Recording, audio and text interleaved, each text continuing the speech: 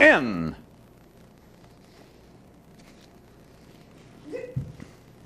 an attempt to explain man's present mental position, one chap came up with the single bullet theory, but whose possible efficacy was overcome by his corollary discovery of the multiple guns reality.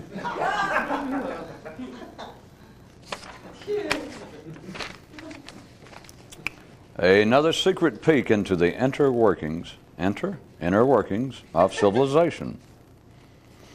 Self-promotion provides benefit in two areas, in self and in promotion. In case you haven't already figured this out, it's like this in all mental-based situations. Say, listen, in case you haven't figured this out either, civilization is a super neat arrangement. Hey, why do you think that intellectually life gave everyone 2 feet on each leg anyway? Laying down the speculative tome in his hands, the man turned to the librarian and said, I am a time-space continuum. And she asked, who are you? And he replied, I am man. In the land of opportunity, mad dogs are not tried or counseled. Mad dogs are dead dogs. There is no gray save in the world of black and white the mind has made. As recess was drawing to an end, one kid said to the others, let's start pretending we're crippled and handicapped. It'll work. It'll work. It will work. It's got to work. Whenever the dumb king took over the throne and would ask the royal philosopher what seemed like a deep question, the wise one would always react, oh, goody, a quiz game. What's the prize? What'd I win? And now, the mathematics of it all.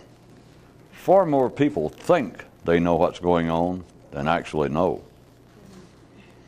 Advanced mathematics.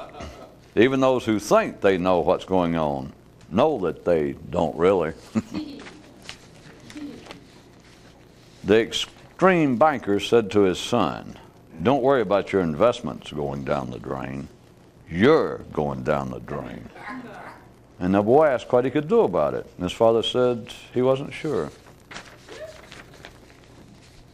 Life on the street level front lines. To believe that at any moment there is an objective truth that can and should be obvious to everyone is to continue to mistake a wedge for sinews and anger for understanding. As he paced the floor, one of the gunmen began trying to explain themselves to the captives they held. We are not bad people. And a woman with a child asked, who are you? And he replied, we are a man. To the point. It's not that everything you know is wrong. It's that everything you know is irrelevant to the secret. Now for a progress update. Sports remain more popular than debates.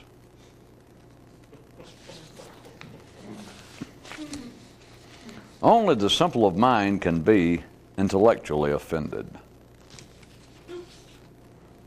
A man with a tired mind will rest his head in his hand, his elbow on the table on the floor, and put his mind to work figuring out how to construct a better floor. The march of progress runs on one fuel, man, and carries but one cargo, man. Nothing's fairer than fair, and nothing is fairer than man. Man in the firm grip and midst of life. Today's tale. For many years, one land was totally ruled by hormones. Then they were overthrown, and the people wandered uncertainly about, asking, what the hell had happened? In the past, and in the past of today, there are those who say that poverty and ignorance can be abolished. They claim that a proper assault on the dual principalities of body and mind with the weapons of morality and education that with that, the peaceable kingdom of heaven on earth can be behaviorally produced. Today's moral. The future comes to those who wait, but more so to those who intelligently run to meet it. As the ship came to a stop in mid-ocean, a man appeared on deck and said to the passengers, "It is all too easy to lose your way and not know where you are." And someone asked, "Who are you?" And he replied, "Why, I am man." The speaker addressing the convention presented them this query: why do those who amount to so little intellectually so love to talk about I? And from the audience a voice replied, "Well, there's your answer."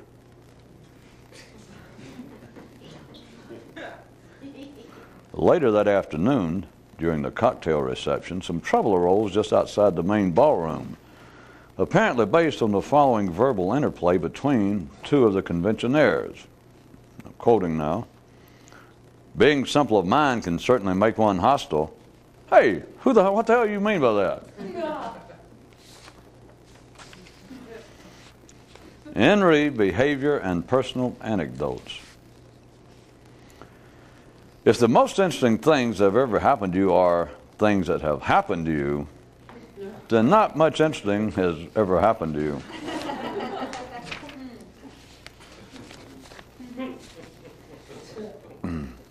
That certain neural change, as exemplified by Buddha's night of renunciation, is not a denouncing of what one has done before, but an abandoning of it.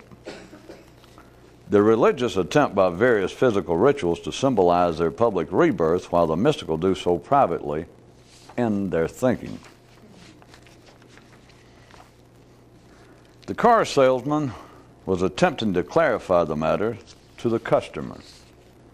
Okay, look, if everybody wants some kind of attention, then those with no talent want it the most. And the guy replied, "Yeah, I get it. To make up for not having any abilities deserving of attention." The predetermined equanimity inherent in closed systems is such that life can safely offer each and every person a full lifetime warranty.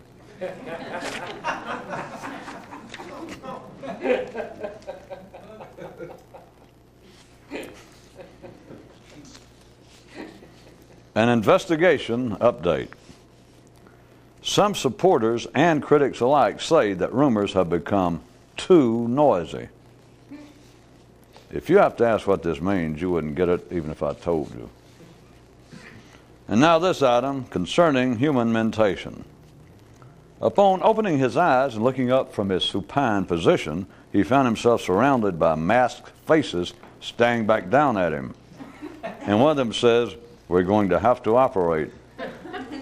And he managed to respond, "But I'm not ill." And the voice replied, "No matter, we're still going to operate." And no need to ask about this one either, I might add. One advantage ignorance has over intelligence is that the former can easily exist in a crowd, while the latter cannot. Point-blank idea is how few neighbors, in that the ordinary generally find them too blunt to live near. The Prozacs of Peace, the Trials of Turmoil. The title. If you quit trying, you quit awakening. But if you quit trying, you can at least then try to quit thinking about it. So, what's to be learned? This: every effort has its own reward, even the lack of effort. And if you can accept this as reasonable, hey, get out of here. Small kitchen appliances and the meaning of life. Everyone is on a mission. Everyone is a juicer. And in the background, the all-city transcendental choir began to softly sing, "Extract me, mama, 8 to the bar."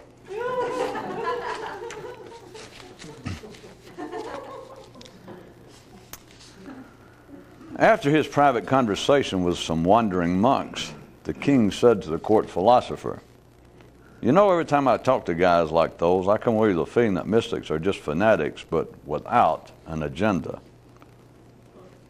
And the slightly bemused savant turned away his head as he thought, as is so often true, I suspected as well, that you do not actually understand what you just said.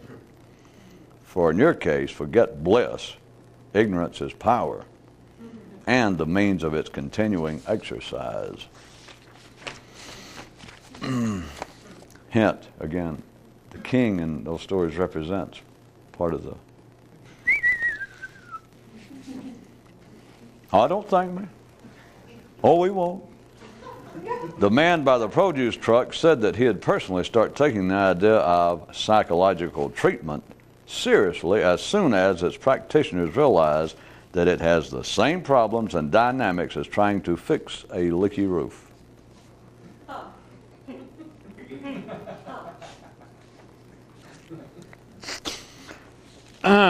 Whilst on a sunny, toxic, heart-attacking mountain hike, a man stopped and suddenly thought, we don't destroy the environment. The damn thing destroys us.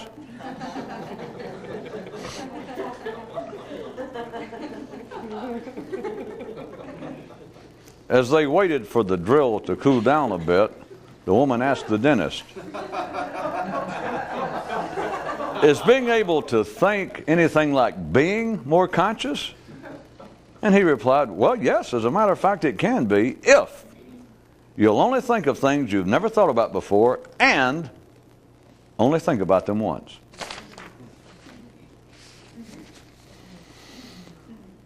Ordinary men would have no intellectual life did not others write it for them. Viability. Continuing frustration is an aspect of continuing evolution. The living mental world of man is unique twinfold. It is simply unique in that it is one of a kind, but doubly so in that while it can be perfectly described and detailed, so long as it is alive and healthy, it can never be fully achieved. To say that satisfaction equals death is no mere proverb to a mystic, but rather words to live by. With what seemed to be the hint of a threat in his voice, a man told the mayor, I did not name my oldest son Horatio Wiedermeyer for nothing. And in spite of the apparent warning and the official's nod in recognition thereof, he continued to run the city same as before. And a viewer writes, I listened to the above with full attention, yet I still must ask, what does it mean? Sir, what do you think it means? Now for some travel news. The powerful don't have to be reasonable, nor the knowing forthcoming. To a mystical warrior, confession is not good for the soul. Confession is not good for anything. The man at the chalkboard laid down his pointer and said to the assembled, what my colleagues and I are after, but have not yet found, is quite simple. We seek the truth. And someone asked, who are you? And he replied, we are man. We are man operating in your name, on your behalf. The man in the leather jacket, lightly slapping the whip against his leg, said to those gathered around him, we have one simple rule here, and that is, never let a professional comedian ride a horse for the first time. And they all took the news like a man.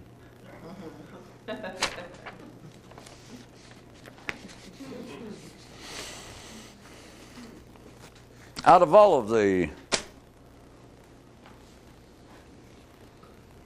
descriptions you could lay on man, out of all of the attempted singling out of him verbally,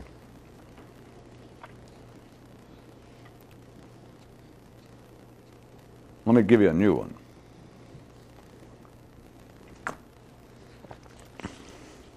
It is not simply the power. The word is going to be control. And it's not simply the full realization of its exercise, but consider control. First, consider that which ordinary minds normally have no need to account for. But first off, notice that man is singular at the common level.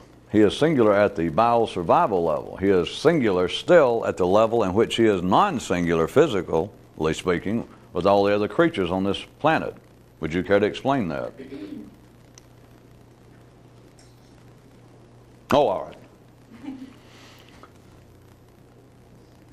No one comes close to the control man has at the most physical level.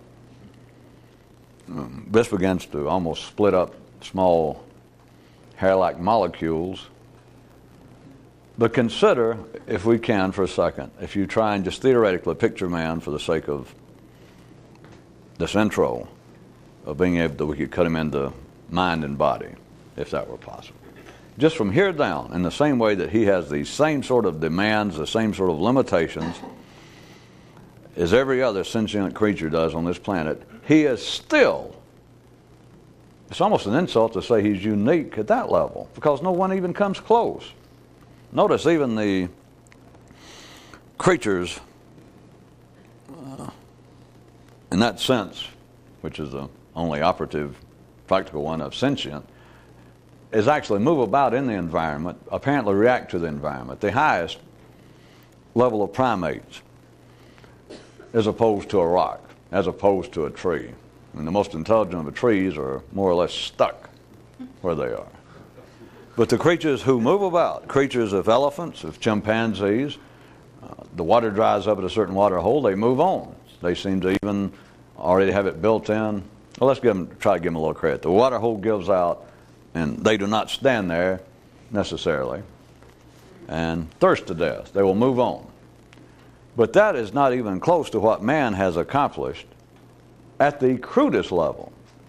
We're just talking about the survival level.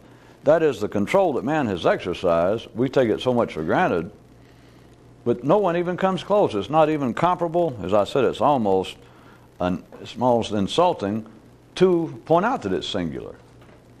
In fact, man, what passes for progress normally is at the physical level, which I'm sure all of us avail ourselves of, all the technology. But notice what man is given credit for without it being distinguished in this way is an absolute astounding singularity at the physical level, which is what all technology is, if you never thought about it. In other words, man does not have to move around to a water hole. But you understand, if we're going to look at it as being somewhat of a progressive or relative idea, we could say that elephants or chimpanzees or orangutans are more intelligent perhaps than a slug or a frog. We'll just say that if they get to a place where there's been water, they've been going there for years and years, and for whatever reason the water hole this year is dried up, they will move on. Whereas a slug, creatures with a less developed nervous system, less developed brain, may come there and just stand and sit and die. Now, we're not going into the programming, et cetera, et cetera. I'm just making it that I'm using the kind of examples that even ordinary minds up to this point would tolerate. I'm taking their kinds of descriptions. They would say, well, in some sense, you're right, an elephant is more intelligent, or an orangutan is obviously, in a sense, more intelligent. They might want to go intelligent. And we'd say, yeah, we know what you mean. Then, perhaps a slug or a frog, that they will get to a place that they are in the habitual pattern of finding nourishment, finding a place to get out of the element, and they get there and the whole thing's changed. And they will just stand there like, well, someday the water hole will fill back up, and they will stand there and dehydrate to death. You understand? Whereas an elephant come up, he's got no experience, he's been coming there for 50 years. This time he comes up, he sniffs around, he looks, and he determines there is no water. Maybe he waits 5 or 10 minutes, maybe a day, and there's still no water. An elephant will move on. Now that, relatively speaking, he is of a higher intellectual level, even in quotation marks, than a frog or any beast, any animal would come along and not know what to do once the programmed pattern of habit that kept him alive has been interrupted. But man just goes off the chart to then try and say, well, there is a form of evolution going on, and you're right, and at least using those kind of examples, we can say, well, here's a slug, and up here's a hippo, maybe here's an elephant, and up here's an orangutan, and then wait, here's man. No, man, no. He's not only off that chart, he's off that wall. He's not even that same, because look what man's done. Now, you could right quick, if you wanted to play the kind of caveman cartoon strip history and say, well, somewhere along the line, he caught on that not only that there's another water hole, but he doesn't waste his time. Whereas an elephant or orangutan may hang around for 2 or 3 days, waiting for the water to suddenly appear. A man gets there, and it's not, he sees no water, he knows immediately to go somewhere else. That's not progress. I mean, it sounds like it. Look what man's done. Don't have to go any further. We don't have to worry about it. You go in there and turn the faucet. Man has taken control of the environment, his necessary environment, to such a degree that is astoundingly overwhelming to the point, as I was trying to get you to see, that is not normally taken into any particular account. I haven't seen anything yet that any sane person would disagree with. They go, well, sure. I mean, we all know that. But it's not even taken into account. And the only reason I am stressing it now is to set you up for the continuation.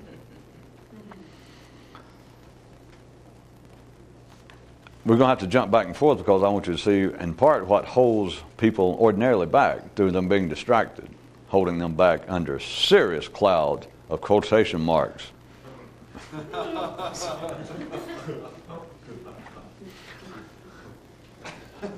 We then get into the world of the intellect, which is, as you all know, that's quite misleading once you see, for me to draw these kind of lines to say, well, we're talking about man physically and then man mentally. There is no such thing. If there is, you are past the point of being handicapped. You're not human. There is no such division. If it is artificial. It is a malady. It is an anomaly. It does not happen.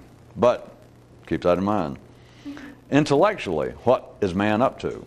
Now, if any ordinary mind, which many of you, I believe, brought yours with you probably tonight, up until now, you could follow that. Which obviously must be something wrong here tonight. I mean, it's been 20 or 30 minutes and nothing I could find grievous exception to were I an ordinary person. Intellectually, if anyone had been following this, and I said, now we're going to move into the world that is, without any doubt, singular to man, the intellect. That no other creature here has anything resembling man's intellect. That he can invent, he can remember abstractly, he can deal with numbers, he can speak is what it amounts to. Then I could say, now we're still talking about control. And people say, well, I could see where you're going with that. That is what man is after. Now they, as I'm going to try to get you to consider, not only is it, in a sense, severely operationally overlooked to the degree to which he exercises control over the physical world, not only is that overlooked, that is so widespread that you're back to living in one room or living in a phone booth, remember, with a purple hippo. Except you don't know it. To you, the color of your apartment's purple, and it has and it has a strange odor, and there's certain places you can't sit. But beyond that kind of point blank being too obvious, in the world of the intellect is where ordinary people say, well, now you're getting somewhere because that is quite obvious. When we think about that is all man's up to up here is control. Yes, and I hate to tell you, but no. Yes, if anybody said that, nod along with them, go, oh yeah, you're right. Yeah. Which they are right. Except for this. The world, the mental world of man, do you remember the one I read? The living mental neural world of man is unique twinfold. It is unique first simply because the mental world is unique. No other creature has it. But then it's unique in the second way, that is now used. You got to remember, the first form of uniqueness is uniqueness. There is only one uniqueness, definition 1 in your dictionary. That is, it is truly singular. But it's singular for the reason it's singular. If something's unique, it's unique. But man's is unique twice. The second one is this mental world, this neural world that's unique to him, that he can describe, he can define it.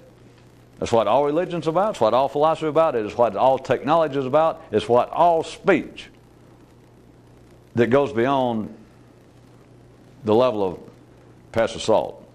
Anything that aspires to being creative or cultural or spiritual, something worthy of man. When it gets to that level, he is describing heaven on earth. He is describing in detail. Psychology does it. Sociology does it.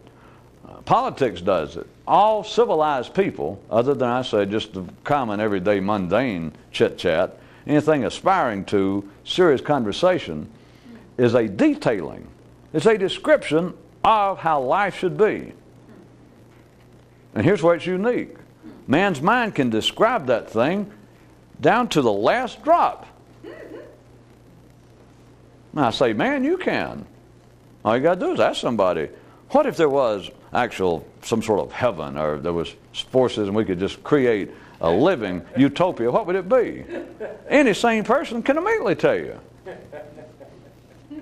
And if you don't look at it in that wide of a philosophical scope, you could just ask somebody, what would it take to make you happy in life? Do you know? Any sane person go, for sure I know.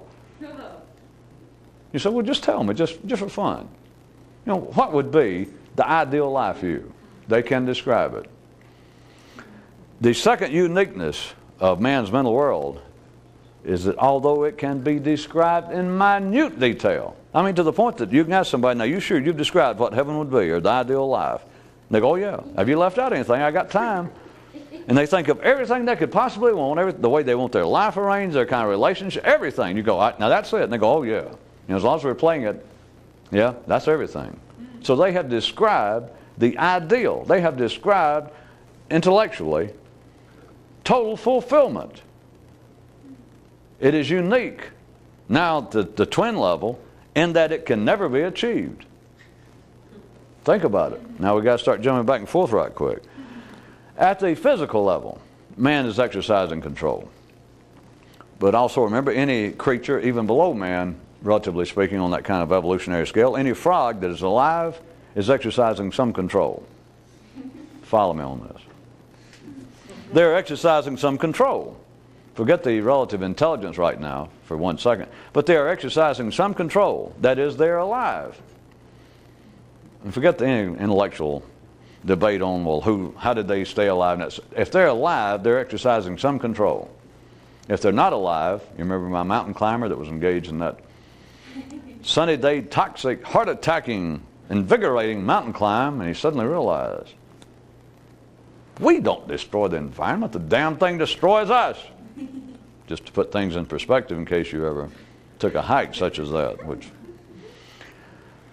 The frog, if he is alive, is exercising, in a sense, some control. Man is exercising greater control because he does not have to go out and seek water. He can make water come to him.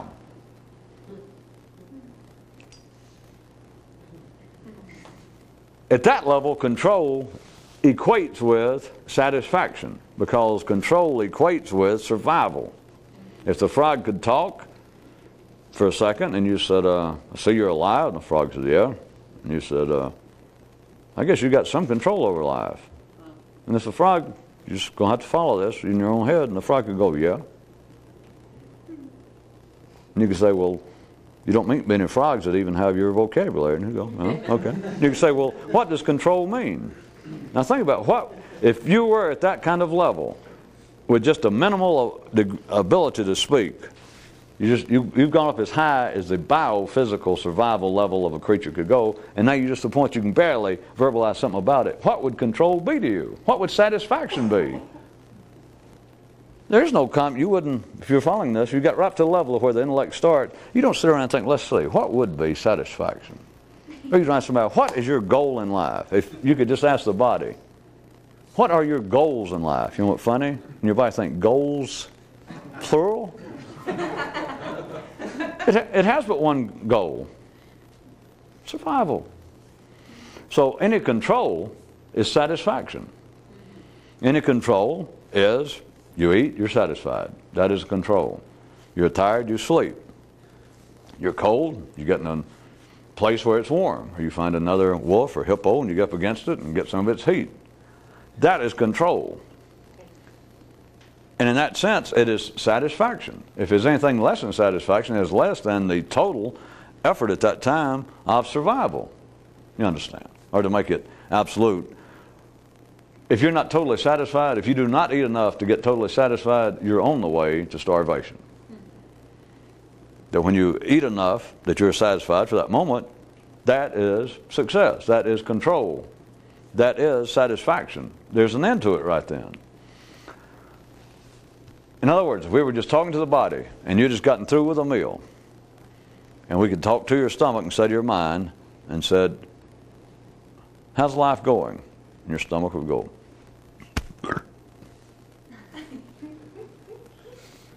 your stomach would say, quite well. You'd say, do you have anything lacking in life?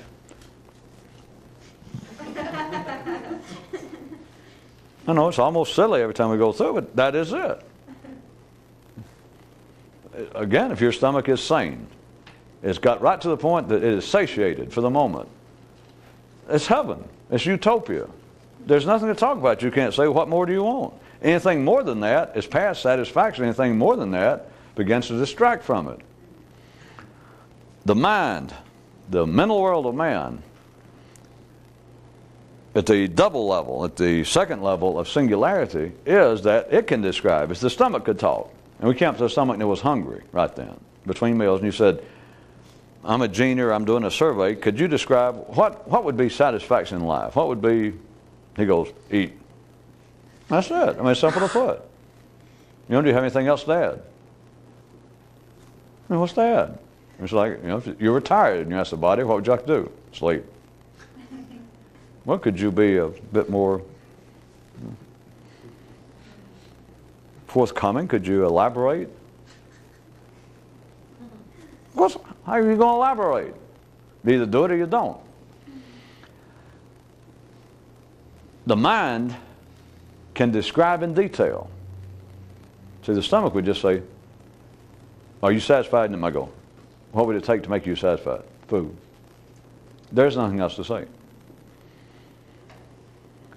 The mind can describe what would make it happy. It can describe its individual idea of happiness, satisfaction, fullness in detail, and can continue to improve upon it, or at least elaborate. They can describe today what it would take to make it happy. And all you've got to do is ask a mind and say, is that all?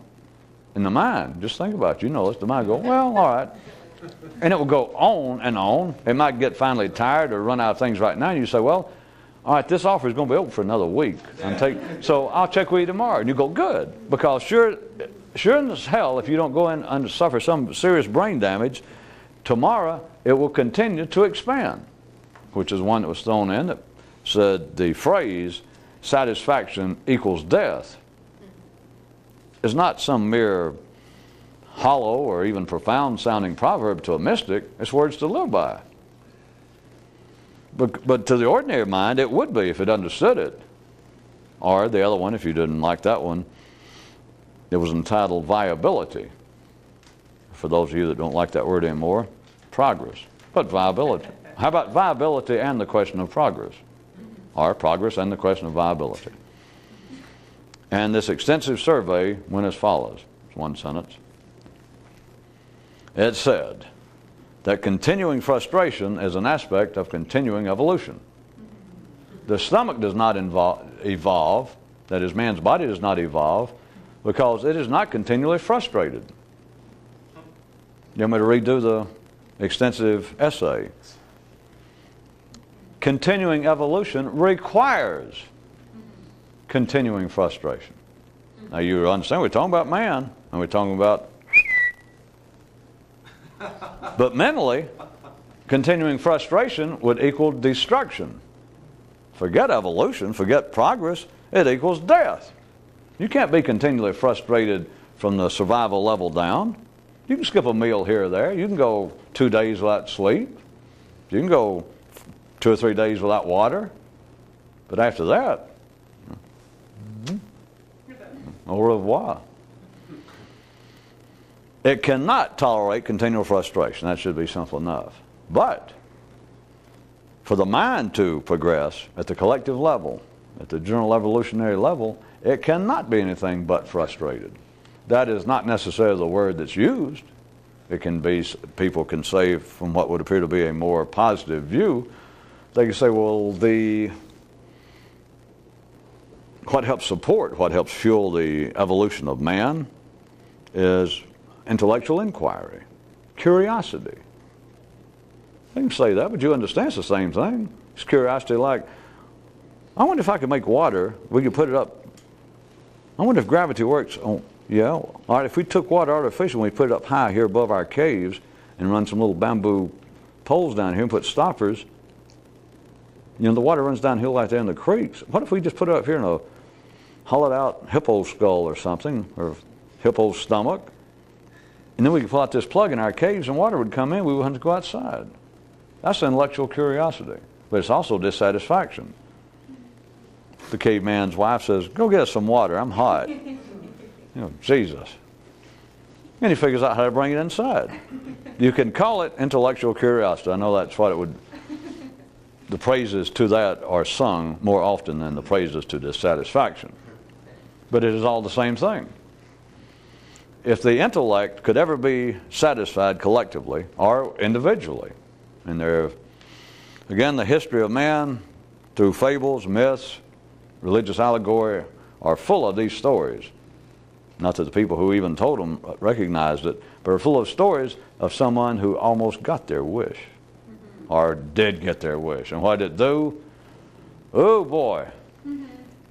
Right there at the end, you could just tell. They just wished it had never happened.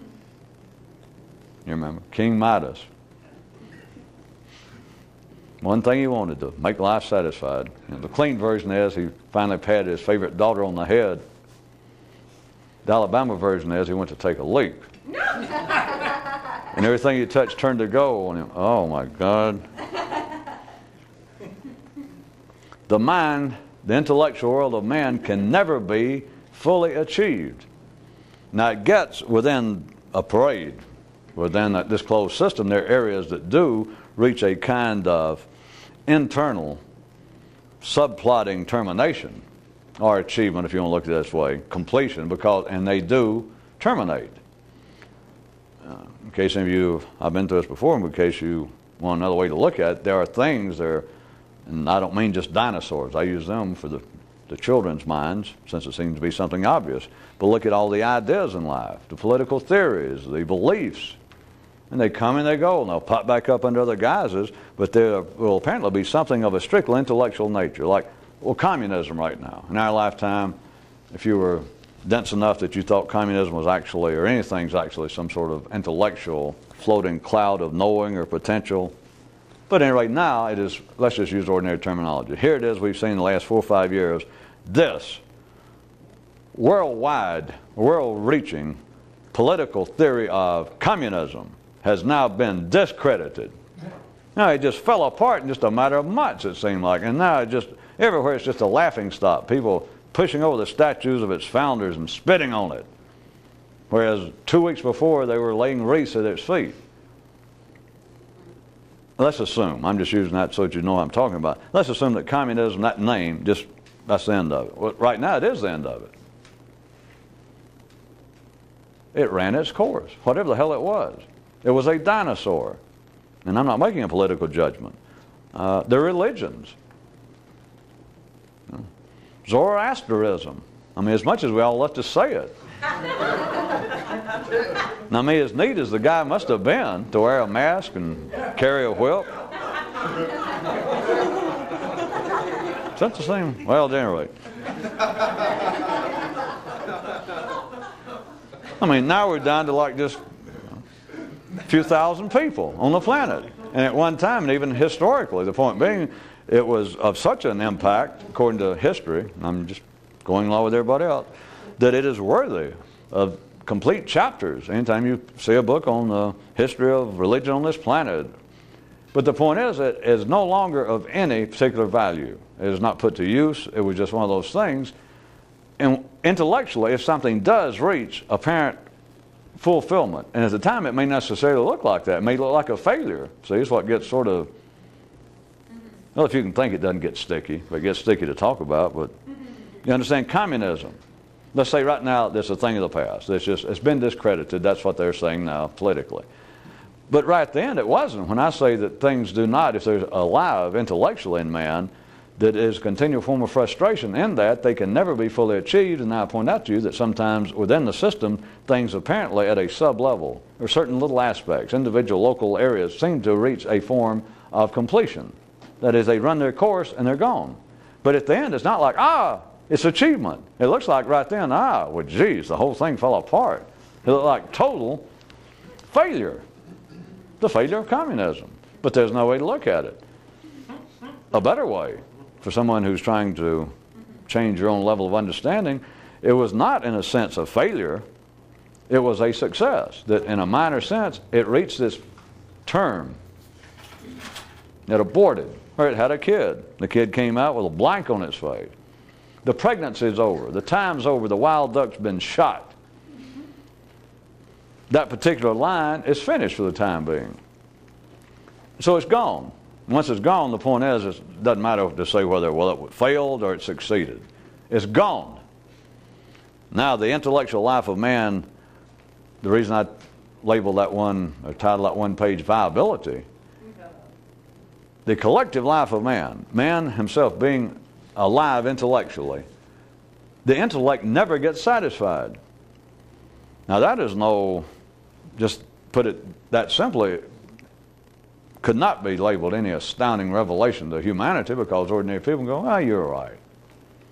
They might then want to sit down and debate it theoretically or cut corners of, but the mind cannot be satisfied. The intellect of man cannot be satisfied, whereas physically he can be satisfied. Intellectually, there is no such thing as satisfaction this side of, save a termination of some particular line, which in a sense is finally achieved, some form of finality, but it's the end of it. So intellectually speaking, there is no such thing as satisfaction. There is no such, that frustration itself, continuing frustration, is an aspect of continuing evolution. Now consider everything from religion into the real specifics of attempted forms of changing one's consciousness, the attempts to reach the kind of nervous system nirvana, a kind of Buddhahood, a kind of place wherein that Buddha himself, to use the translations, I'll accept them again, he described nirvana. After the little questions and answers, it's you have reached the point there is no longer this struggle, whether it was literal or figurative, of being reborn, of continuing to move up the caste system, to continue to move up from being a slug to an orangutan to a human. Nirvana is, when they finally ask him, well, if you reach the priestly class, if you reach the highest caste, why would you even try to do better after that? We got you there. He went, no. If you go through all that and you make it, let's just assume, he answered him, the point is, after that, it's recess. You don't have to do anything. Now, no translation I've ever seen gives any report of what the monks that were questioning him said after that. Of course, they had any sense. What can you say after that? Do. There, put in another context, is what we're talking about. But then consider the position it puts someone in when they're trying to achieve that sort of understanding, when they're trying to push on, or whatever they were calling it, trying to become more awake, trying to become more conscious, trying to reach enlightenment, trying to achieve satori. Anything you think about it, it sounds like, well, it's something I have got to achieve, and it will bring me satisfaction. What else can you say? If you ask somebody, are you still attending such and such Zen school? Are you going to this meditation group? Or are you reading books about changing your consciousness? Yeah. And you still interested? Well, yes, I am. I'll spend a lot of time and money doing it. And you really think you'd enjoy it? I mean, you think that's what you want in life. Now, someone who is a sincere would-be seeker of the truth or of mysticism, Well, the question is, it's not even offensive, it's just stupid. To say, well, are you sure that's what you want? And you think, well, I devoted, other than making a living and doing all the dumb things that people normally do, just being here on this planet, other than that, the better parts of my life have been striving to do this. And so the answer, you might not even answer somebody, but you think, well, sure, I know that's what I want. Even not having the full experience, I know that's what I want. I know it would satisfy me. And then look at the difficulty, to say the least, in trying to think about it, trying to talk about it, trying to find where does it exist. And for the last 50 minutes or so, I've been trying to get you to consider the fact that not only does it not exist, it cannot even be talked about. And the reason it can't be talked about is, I just told you, because it doesn't exist. All right, I'll put it to you another way on the spot, another instant news item proverb from yours truly. A mystic is someone who can commit suicide and still live. Mentally, of course, because that's what it is. Give you a variation. We were closing up, or I did close up with it last time. I know it didn't strike all that many bells. I was talking about pointing out to you how people, even at the public and apparent intellectual level, the people that will say something that seems to be memorable, that seems to be insightful, are loath, as a rule, to take credit for it. You recall, I was pointing out that one reason people love speech writers. They love Vedi Mikams, Bibles, Holy Scriptures. Even the Holy Scripture is the works of Karl Marx back when communism was flying. By Holy Scriptures, what I mean is that a Lenin or somebody got there and try to create attention, bring attention to himself, and get some kind of control over people, and come up with this idea that the capitalists, those that are controlling the money and those who are controlling the land on this planet, are always taking advantage of us, the working people, the bourgeoisie, the proletariat. We got to do something about it. And somebody goes, yeah, that sounds pretty good, but who the hell are you? Never mind who I am. I'm just a messenger here for, in ways, Karl Marx or Jesus or Buddha. And I ask you toward the end of our last little get-together, does it not appear, once you see it, that men seem almost fearful of being original? Even if the guy said it. Even if he thought it up, he'll get out there in public. A priest, a rabbi, a politician, a king. Someone who has, you would think, nothing to fear, and he would go up and say, well, as a wise man told me when I was just a young prince. And it's something he thought up. And he's just sure it's important. Like I said, even the king, they're going to laugh anyway. I mean, if he smiles, they're going to laugh. If he looks serious, they're all going to look serious. So he knows it's going to go. And he still won't take credit. And I ended up with sort of the rhetorical question, not sort of the rhetorical question, the rhetorical question. Could it be that men in some way have what seems to be a fear, at least an aversion, to being original? And I ended it then by asking you, could this not be perhaps a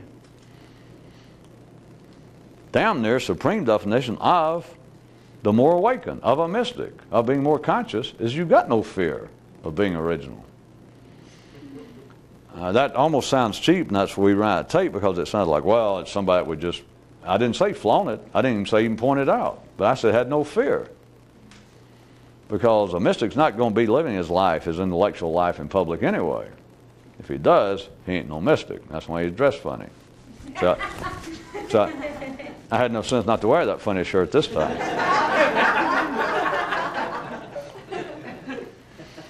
You're not going to be living a mystical life. The Buddhas and all that, I've been through this, but you do not live that kind of life externally.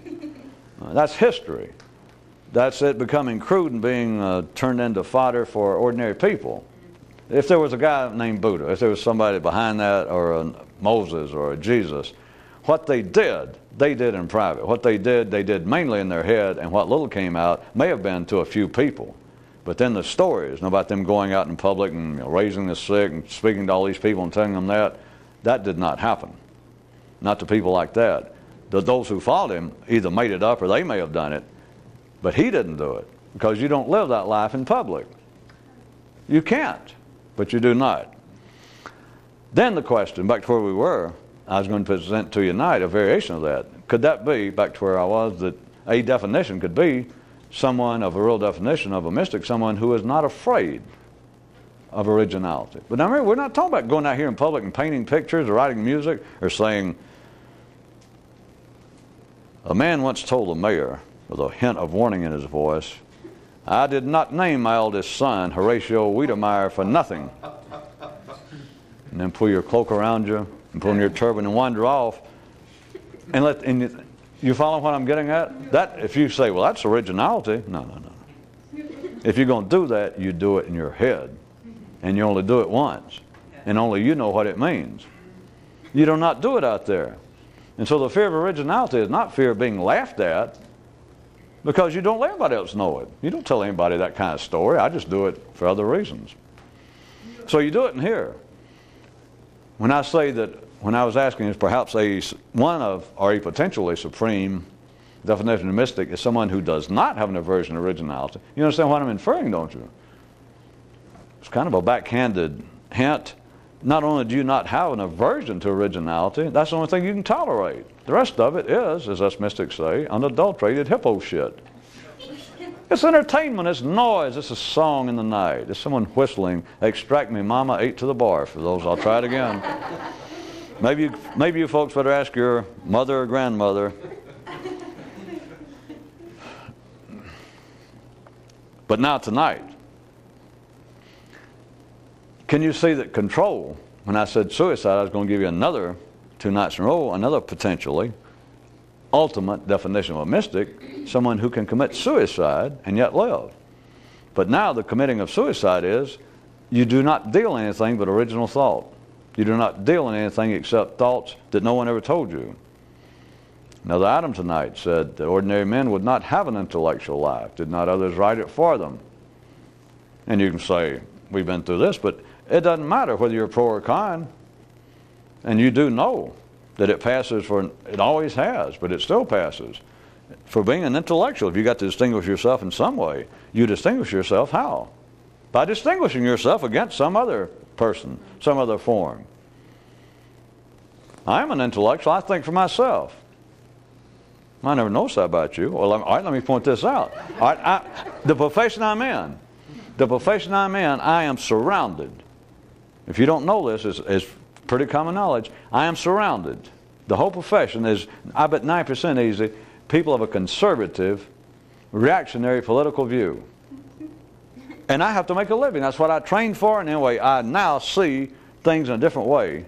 And I'm in such a position. I guess it may be hurting my career, maybe running some risk, but I will not hesitate to stand up and speak a more liberal, progressive view. At least, well, even when I don't sit there and nod along with them. I am critiquing, I see the flaws in it. You understand? It passes being intellectual, or reverse, it doesn't matter. That's King Midas. You go, well, wait a minute. They say such and such is true, but let me think about this. And they never notice, oh my God. Or if they did, they'd like the story and say, well, that's okay, I turn my brain into gold. I got news for you. Your brain's gold, lead, magnesium. What's the difference? It be inert. Yes, but I'm inert in a way that is not the same as everyone else around me. Well, all right, okay. Now we're getting somewhere.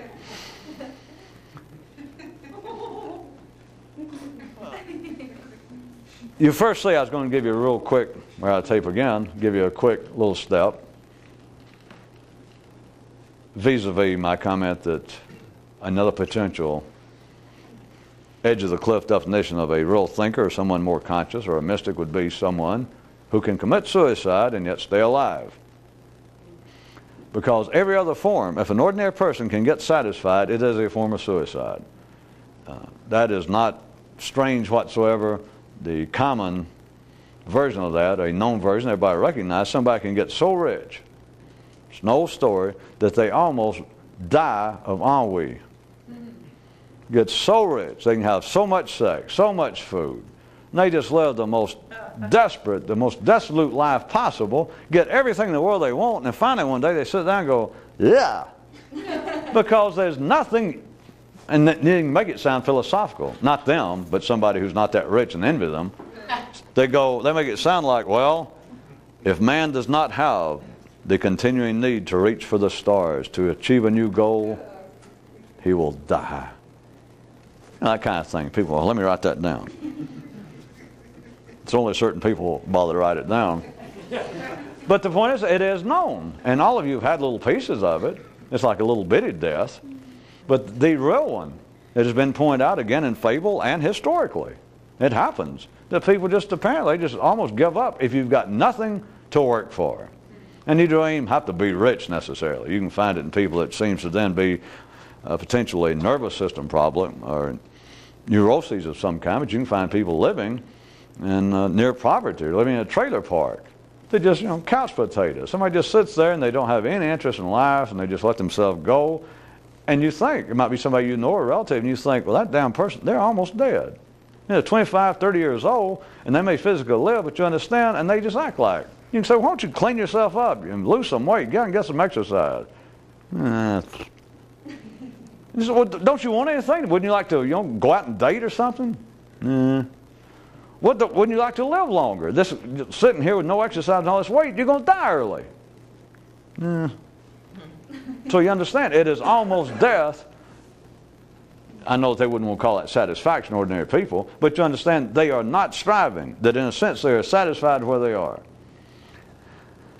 I was suggesting to you that someone who had the nervous system fired up in their brain in a place that is not necessarily now of any, but is not needed now, then in a form you're committing suicide because you are answering, I assure you, a Buddha, to reach that kind of Buddhahood, the nirvana of no longer struggling to have to be reborn. What it is, in a sense, you have, in a different way, but you have reached the point of being a King Midas, of being rich.